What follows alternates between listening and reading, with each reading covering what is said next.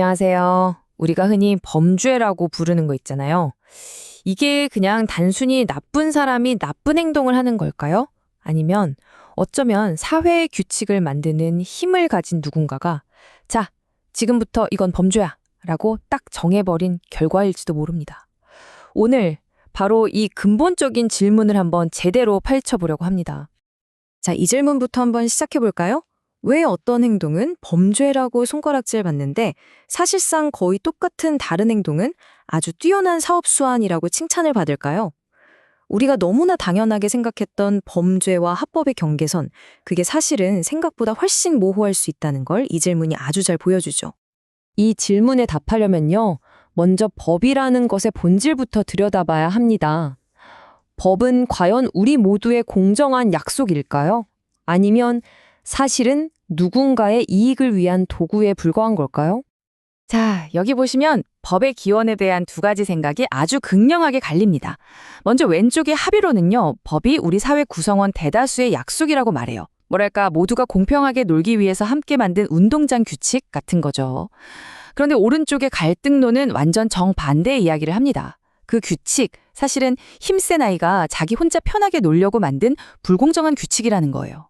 다시 말해 사회 권력을 쥔 사람들이 자신들의 이익을 지키기 위해 휘두르는 도구가 바로 법이라는 거죠. 이제부터는 바로 이 두 번째 관점, 즉 갈등론에 집중해서 이야기를 한번 풀어가 보겠습니다. 이게 바로 오늘 우리가 다룰 갈등 이론의 출발점이거든요. 갈등 이론의 핵심 주장은 생각보다 간단합니다. 법을 만들고 또 그걸 집행하는 모든 과정이 결국에는 권력 집단의 이익을 위해서 돌아간다는 거예요. 근데 진짜 소름 돋는 지점은 바로 여기입니다. 내 기준에서는 너무나 평범하고 당연한 행동이 권력을 가진 사람들 눈에는 일탈이나 범죄로 보일 수 있다는 거죠. 나의 평범한 일상이 누군가가 만든 법전 안에서는 범죄가 되어버리는 순간 바로 거기서부터 갈등이 터져나온다는 겁니다.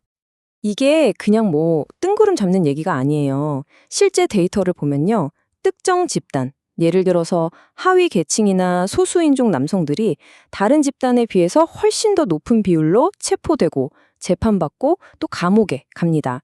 갈등 이론은 바로 이런 현실의 데이터를 근거로 법이 결코 모두에게 공평하게 적용되고 있지 않다고 날카롭게 지적하는 거죠. 좋아요. 그럼 이런 질문이 자연스럽게 따라오죠. 법이 힘 있는 자들을 위한 거라면 대체 그 힘 있는 자들은 누구를 말하는 걸까요?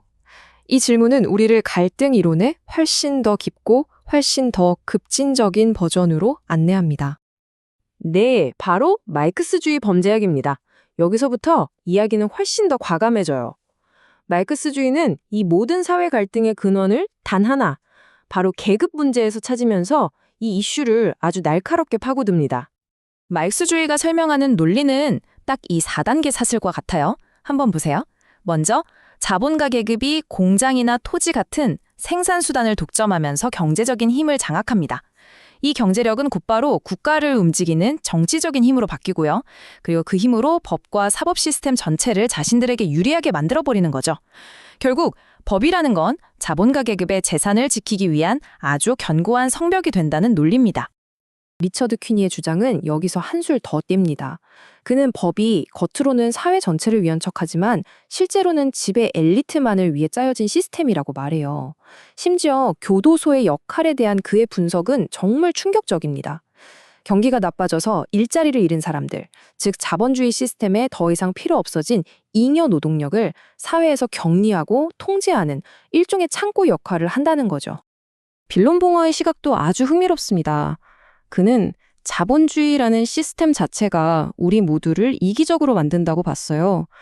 부자든 가난한 사람이든 상관없이 모두가 자기 이익을 쫓겨낸다는 거죠. 그런데 결정적인 차이가 있습니다. 법이라는 게임의 규칙을 부자들이 만들었기 때문에 가난한 사람들의 이기적인 생존 방식에만 범죄라는 빨간 딱지를 붙인다는 겁니다. 그런데 여기서 정말 중요한 질문 하나를 던져봐야 합니다. 과연 모든 범죄의 원인이 정말로 오직 자본주의 하나 때문일까요? 현실 세계의 데이터는 이 질문에 대해서 훨씬 더 복잡한 답을 우리에게 보여줍니다. 하지만 현실을 자세히 들여다보면 이 고전적인 마르크스주의 이론이 좀 삐걱거리는 부분들이 보여요. 첫째, 똑같은 자본주의 국가인데도 미국과 스위스처럼 범죄율이 하늘과 땅 차이인 경우가 많고요. 둘째, 동유럽의 사회주의가 무너진 후에 범죄율이 폭발적으로 증가했는데 이게 과연 자본주의 때문일까요? 아니면 기존의 모든 가치관과 규범이 한꺼번에 무너지는 극심한 사회 혼란, 즉 아노미 현상 때문이었을까요?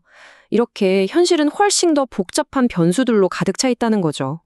이런 비판들에 부딪히면서 학자들은 이론을 그냥 버리는 대신에 훨씬 더 정교하게 다듬기 시작했습니다. 자본주의가 범죄의 유일한 원인이라는 주장에서는 한 발 물러서서 더 현실적인 분석을 시도한 거죠. 그래서 현대의 이론들은 더 섬세한 질문을 던집니다. 경제적 불평등이 어떻게 범죄라는 결과로 이어지는가, 그 중간 다리를 찾아 나선 거예요. 즉, 가난 자체가 범죄를 만드는 게 아니라 가난 때문에 생기는 가족의 스트레스, 제대로 배울 기회를 빼앗기는 것, 합법적으로 성공할 길이 막혀버린 절망감 같은 것들이 범죄로 이어지는 통로가 된다고 보는 겁니다.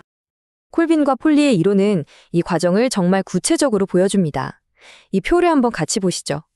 부모가 직장에서 어떤 방식의 통제를 받느냐가 자녀를 키우는 방식에 그대로 이어진다는 겁니다. 맨 위에 있는 사무직 부모는 직장에서 자율성을 존중받으니까 자녀에게도 내면의 규범과 도덕을 가르쳐서 수능적인 아이로 키웁니다. 하지만 맨 아래, 직장에서 직접적인 강압과 통제를 받는 하위 노동자 부모는 어떨까요? 직장에서처럼 자녀에게 복종을 강요하게 되고 이것이 결국 자녀의 반항심과 비행으로 이어질 수 있다는 분석입니다.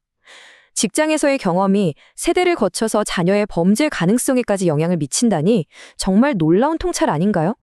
그린버그는 특히 청소년 범죄에 주목했어요. 한번 생각해 보세요. 청소년들은 소비하고 싶은 욕구는 왕성한데 합법적으로 돈을 벌 길은 거의 막혀 있잖아요. 이런 상황에서 갖고 싶은 운동화나 스마트폰을 얻기 위해 절도를 저지르는 건 비록 불법이지만 그들 입장에서는 가장 합리적인 경제적 선택일 수 있다는 겁니다. 어른들의 시선이 아닌 그들의 입장에서 본 일종의 생존 방식인 셈이죠. 자, 오늘 우리는 범죄라는 현상이 단순히 한 개인의 잘못이나 일탈이 아닐 수도 있다는 관점을 쭉 살펴봤습니다. 그렇다면 우리가 범죄라고 부르는 것은 어쩌면 우리 사회의 권력 구조와 깊은 불평등을 비추는 거울은 아닐까요? 이 질문을 마지막으로 남기면서 오늘 설명을 마치겠습니다.